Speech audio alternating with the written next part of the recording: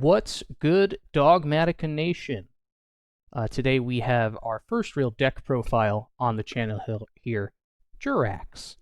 This is a list that was popularized by Magic Mike Man over on Playtest IRL's channel, is where I got the idea for this deck profile here from. I made a couple edits, mostly to the side deck, but we'll get into that in a little bit here. So Jurracs are obviously the first real dinosaur deck to really be popularized in Yu-Gi-Oh! Fossil Dig is essentially a reinforcement of the army, except it searches even more, well, less good cards, but it searches more cards, right? Specifically, it searches Velo. Velo, what it does is, as long as it's in attack position and it's destroyed by battle, you get to summon a Jurrac monster with 1700 or less attack from your deck, which includes itself. And this is perfect for crashing with Reborn Tengu specifically.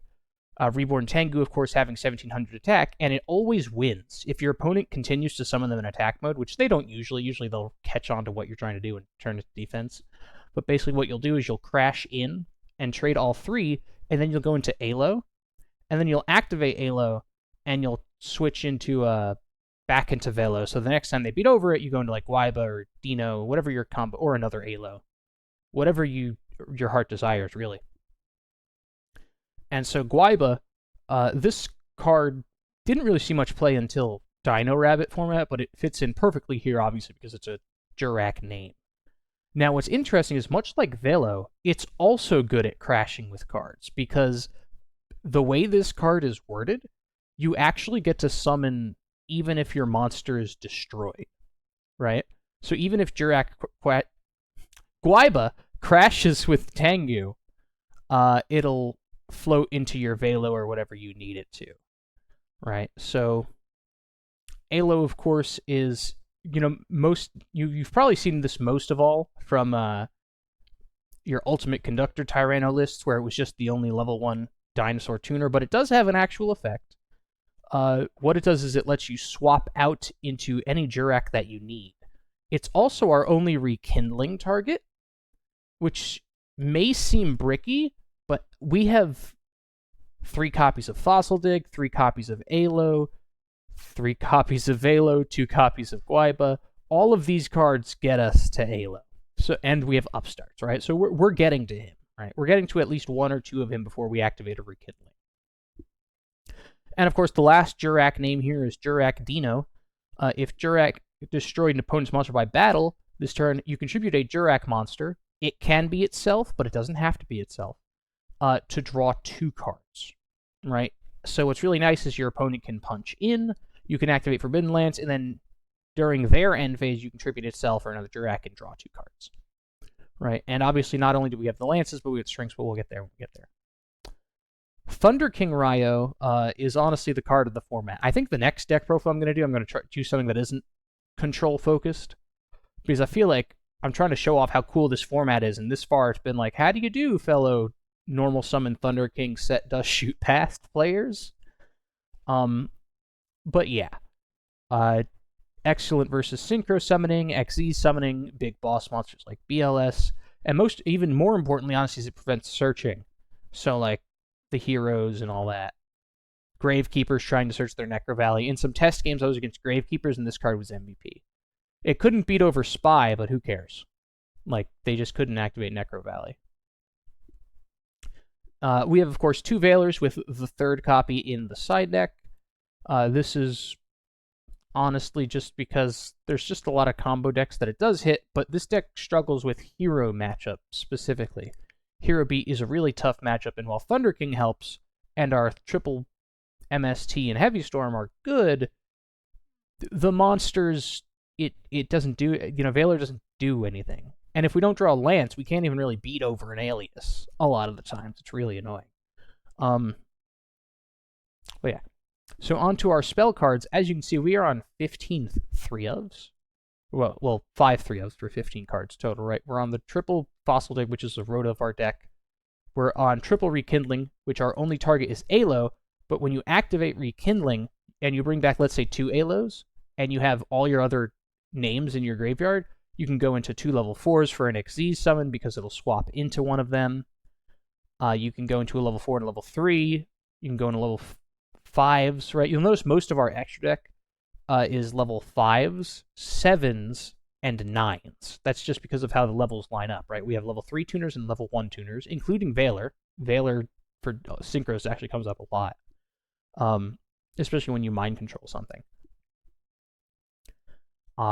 So yeah, this guy is great because it lets you swap out and begin synchro summoning, or XZ summoning, or doing anything. Or just sometimes you just use them as more beaters, and you just go aggro with the Guivas. And then in main phase 2 is when you Trish. This deck does a lot of main phase 2 Trish plays.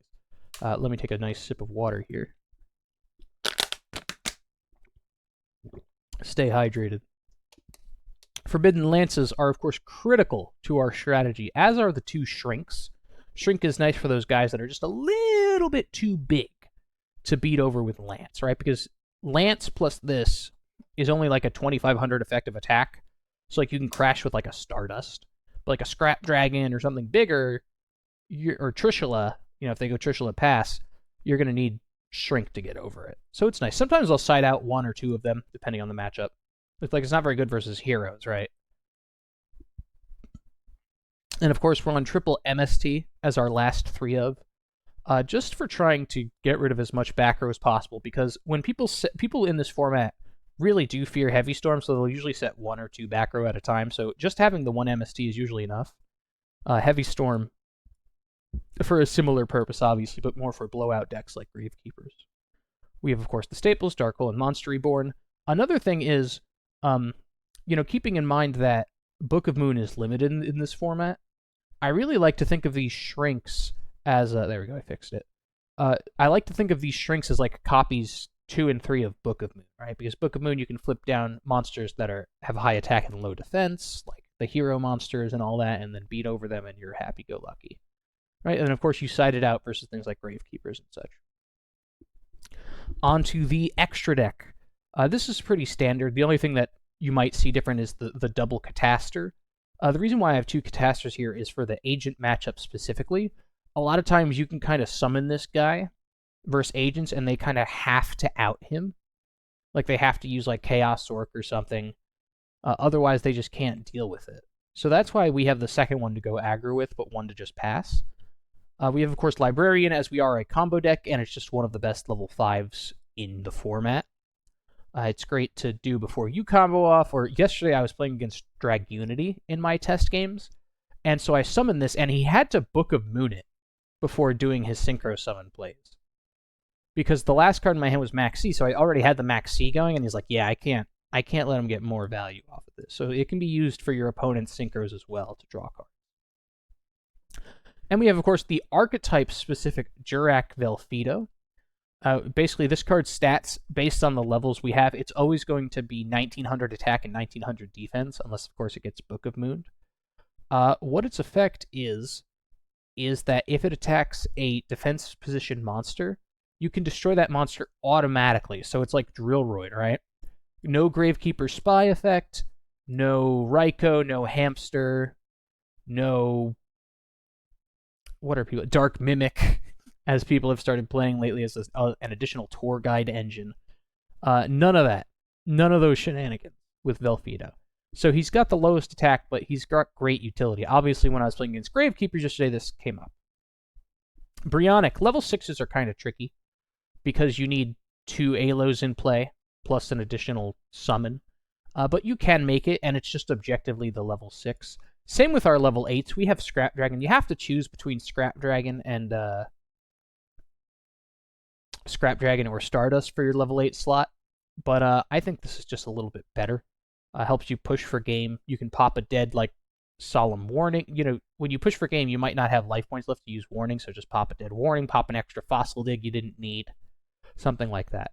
Now, the level 7s is where it gets really interesting, because we're on a couple really interesting... Obviously, we are on the Black Rose Dragon, the best level 7 of the format. It doesn't come up as much as you think, because a lot of times I just like to keep it for when I need it, and then use Giganoto, or believe it or not, Urbellum comes up much more than you would think. Giganoto, let's start with our archetype-specific one here. You have to use a dinosaur-type non-tuner, so you can't use your Thunder King or a mind-controlled guy, but you can use Guaiba or Velo, right? So all Jurrac monsters you control gain 200 attack for each Jurrac in your graveyard. This guy, on average, is usually anywhere between 2,700 to 3,700 over the course of a game. And I've even had them, and if you get multiple, they're like 5k, right? Because he buffs all your little guys too. Like if you have Velo and Dino engrave and you control a Guaiba, your Guaiba is now 2,100, and this guy is 2,500, right? So he gets really big really quickly. And a lot of times, if I just have to make a level 7, because I have 2 of him, I'll usually will make one. Because, I can always Monster Reborn it later, right? Urbelm. The reason why I mentioned Urbelm actually being relevant in this deck compared to what you'd usually think, aside from the fact that he's just a generic level 7, your other option would be like Scrap Archfiend, which is a 2,700 beater. And that guy's purpose would be if you have a level 4 that's not a dinosaur, but you still needed a big beater, you would go into Scrap Archfiend. But here we have Urbellum. Obviously, we have lances and shrinks that will allow us to get his effect off more than you would think, actually. So this is an aggro deck, so he fits in very well here. And then we have Ancient Fairy Dragon. Obviously, any deck that is good at making level 7 should be playing it, because Gravekeepers are powerful and Closed Forest is good. This deck has a very funny option as well you can choose to play. Molten Destruction, this card from a very old set.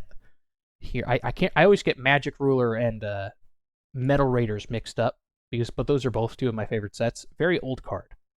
Basically, all monsters gain 500 attack and lose 400 defense. All fire monsters, which includes all of your main deck dinosaurs. This includes your Giganoto and even your Black Rose Dragon and Velveto, funny enough. So this becomes a 2,400 under Molten Destruction. So if you don't want to play Closed Forest, you can play this instead. This is funnier. Closed Forest is a little bit more practical. It just prevents other field spells from being activated, and the Beast type effect we don't really care about. My favorite decks are the decks where that does matter. The Beast decks, like my Scrap deck, can play it. Good times. Good times with Scraps. And then, of course, for level 9s, we have the limited to 1 Trishula. Dragon of the Ice Barrier, excellent for going second. Going first, even. Sometimes I've summoned him. Not in this deck, but in other decks, He's just a really strong card.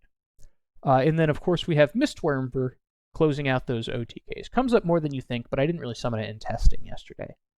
And then, of course, we have level 4s for our rank 4s for our disposal, simply because we may not always want to do synchros, but we have to get our Alos off the field or else they're going to be banished. So we'll just swap into a level 4 and go into Utopia or a Roach. Side deck. Obviously, your side deck caters to whatever you fight or go against online and at your locals. Very standard here. A couple things I do want to mention. Obviously, Royal Decree for when MST and Heavy Storm isn't enough. And we'll get to them hopefully with Upstart Goblin. As I mentioned earlier, this deck does struggle with heroes. So this card is an instant win versus heroes and agents as well. So very good going second card. We can target like a Cyber Dragon or an Alias or the Shining or any agent monster, fairy monster, or BLS, because people joke about when you summon BLS but it's not for game. They can still get a lot of value, and you do have to out it, right? Because unlike Chaos Sork, it can banish face down, so you can't set a Snowman Eater or something and out it. You have to do something aggressive, and this is good for that. You could also play like Soul Taker. Other side deck options would be like Soul Taker. Normally, this is where Forbidden Lance would go in like a control deck, but we're maining it because it's just really good. But Soul Taker's good for Thunder King, right? Because we don't really want to deal with Thunder King when we have to resolve our Fossil Dig first. It's kind of like when you have a deck with Duality. You want to resolve Duality before summoning Thunder King. And then we just have a variety of hand traps for our viewing pleasure. We have DD Crow, good for Tengu Plants, good for plenty of other decks as well. Max C, just good for, I sided this in versus Drag Unity. And then we have Black Horn of Heaven, which is great for agents, Tengu Plant. It's good for all the meta decks, really, that rely on special summoning one big monster and making big push plays, or BLS.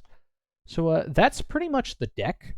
Like I said, your plan is to filter through as many of your dinosaurs as fast as possible, and then you want to draw into your banger cards like Forbidden Lance, Rekindling, Book of Moon, your power one-ofs, right? Because that's all the deck is. It's literally just this little dinosaur package, the Thunder Kings, the Veilers, and then just absolute power cards, right? We've got 1-for-1 removal as well as mass removal between Heavy Storm and Dark Hole. So do expect me to upload within the next couple days here a actual video of me playing the deck. But yeah, we'll quickly save it, and everyone have a nice day, and I'll see you in the video where I take this on to some laddering.